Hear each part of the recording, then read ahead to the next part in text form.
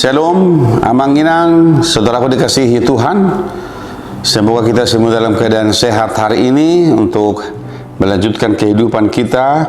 Dan sebelum kita beraktivitas, kita disapa oleh firman Tuhan yang tertulis dalam kitab Amsal pasal 29 ayat yang kedua yang berbunyi demikian.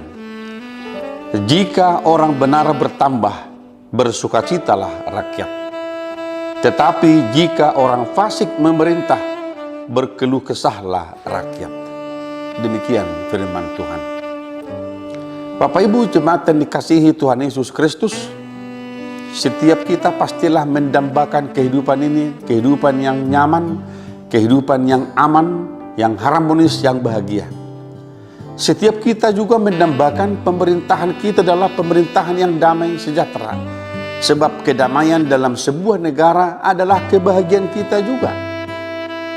Firman Tuhan hari ini berkata, jika satu masyarakat di sana bertambah orang-orang yang benar, orang-orang yang penuh hikmat, maka penulis kitab Amsal berkata, bersukacitalah rakyat. Saudaraku, mari lihat hubungan daripada orang-orang yang benar itu, orang-orang yang hidup dalam Tuhan itu akan membawa sukacita dalam rakyat.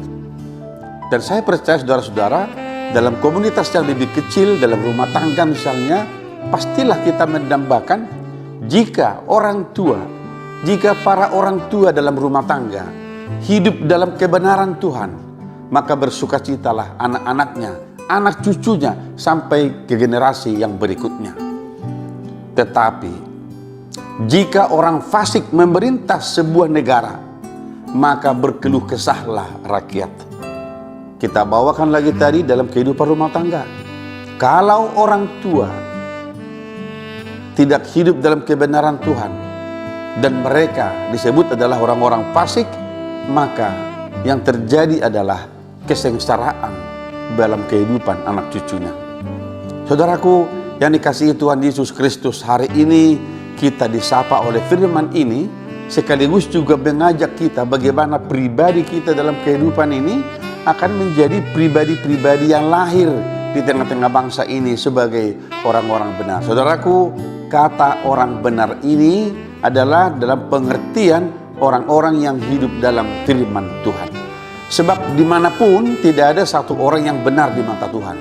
Tetapi setiap orang yang hidup di dalam Kristus, dia adalah orang-orang yang sudah dibenarkan, yang diampuni. Dan setiap orang yang menerima pembenaran itu, mereka adalah orang yang mengerti bagaimana hidup selayaknya di hadapan Tuhan sebagai anak-anak Tuhan.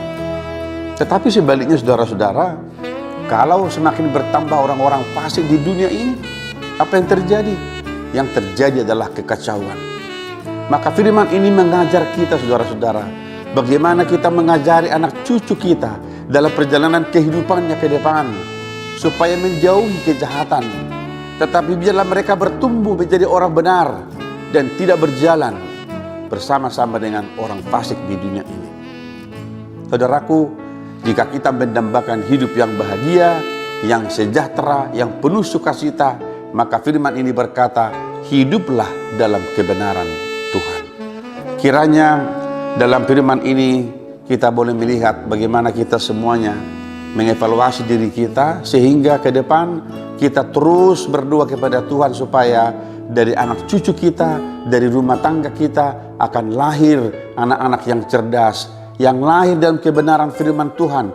Dan kita harapkan kehadiran mereka di dunia ini juga akan membawa sukacita dan sejahtera, baik dalam rumah tangga, di gereja, di masyarakat, dan di tengah-tengah bangsa dan negara kita ini. Saudaraku, mari kita melanjutkan kehidupan kita hari ini, dan biarlah kita menjadi komunitas orang-orang yang benar, yang hidup di dalam firman Tuhan untuk membawa damai sejahtera di dunia ini. Tuhan memberkati kita semuanya. Amin. Kita berdoa.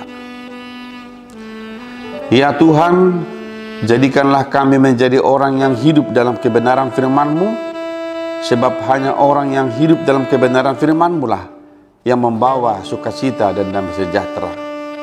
Biarlah kami boleh menjauhi kefasikan, kejahatan, supaya kami menjadi pribadi-pribadi yang sungguh-sungguh berkenan di hadapan-Mu. Berkati mereka yang sakit, berkati mereka yang berkeluh kesah, berkati mereka yang berduka.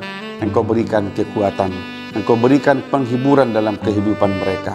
Terima kasih Tuhan, kami menyerahkan hidup kami dalam satu hari ini dalam tangan pengasihan-Mu. Di dalam nama Tuhan Yesus Kristus kami berdoa. Anugerah dari Tuhan kita Yesus Kristus, kasih setia dari Allah Bapa, dan persekutuan dengan Roh Kudus menyertai saudara-saudara hari ini sampai selama-lamanya. Amin.